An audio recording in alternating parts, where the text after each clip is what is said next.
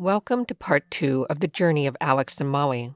To recap, Alex and Molly have been married for 5 years. One night, after making Molly a delicious meal of vegan meatloaf and watching Molly's favorite movie, Alex noticed that Molly hadn't put the dishes in the dishwasher after he asked her multiple times to do so. Alex, feeling hurt and frustrated, ran upstairs to the bedroom and started yelling at Molly about the dishes. Molly responded with a shrug and replied, "They're just dishes." Feeling even more hurt and thinking that Molly didn't care about him or their relationship, Alex told Molly that he was leaving her, stormed out of the house, and ran to his car.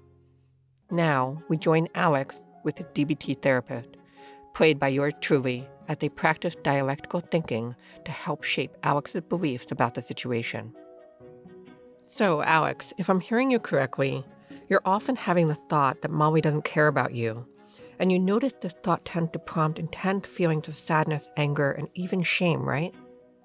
Yeah, I initially feel hurt, but then I just get so angry. I just start thinking that if she doesn't care about me, why am I in this relationship? And then I just have the urge to leave, which is something that I often do or threaten to do. Like in this situation, when Molly said they're just dishes, which prompted you thinking she doesn't care about me, accompanied by feelings of intense hurt, then anger, and then the urge to leave. Exactly. So we talked about ways to reduce the intensity of that anger so that you can use skills instead of threatening to leave. I'm wondering if we can talk about the thought that often pops up that Molly doesn't care about you. Sure. I think about it all the time, and it makes me feel like crap. Fair enough. If I had the thought my partner didn't love me, I'd feel like total crap. That makes complete sense. And I'm wondering if there's another way, a more dialectical way, we can think about Molly's behavior. I'm going to give it a try. Great. So let's consider for a moment this proposition that Molly doesn't care about you. Do you think there's another thought or point of view that we'd want to consider that we're leaving out?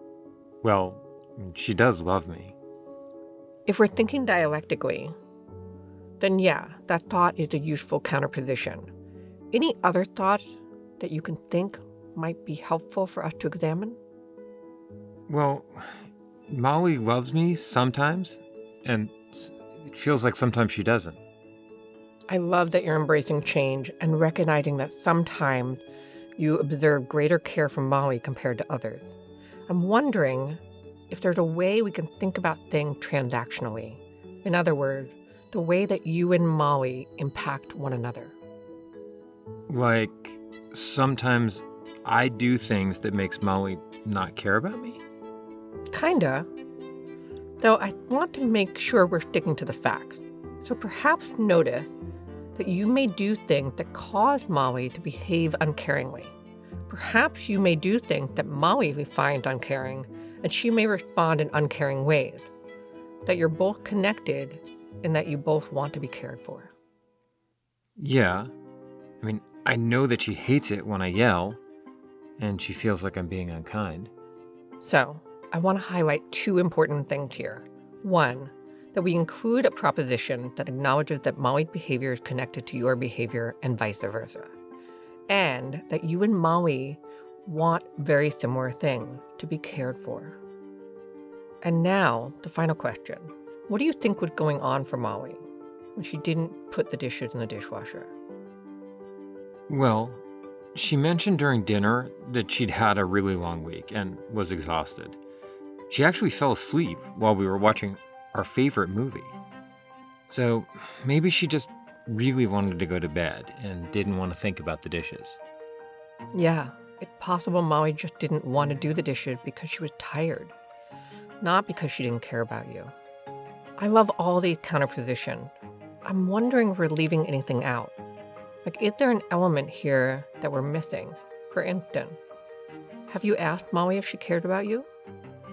Yeah, she does tell me she loves me all the time. How interesting. Okay, that's a useful bit of information to include. So to summarize, there are times that you notice Molly doing things that appear uncaring, and it's painful. And there are times when Molly does things that are caring and tells you that she loves you. What do you think? Yeah, like Molly can do uncaring things and she can still care about me. Wow, that is a beautiful synthesis. What sort of emotion connected to that thought? I'm still a little bit sad that Molly sometimes does uncaring things. And I'm less sad and a bit happy to think that doesn't mean that she doesn't love me. Knowing how important your relationship is to you and how you want to de escalate conflict with Molly, that sounds like an incredibly effective thought. I'm curious, how are you going to apply that thought in the coming week? Well, I guess I could write it down or make it the background screen on my phone so I'm reminded of this.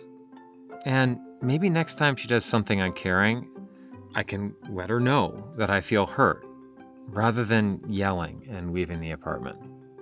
Alex, you are a DBT superstar.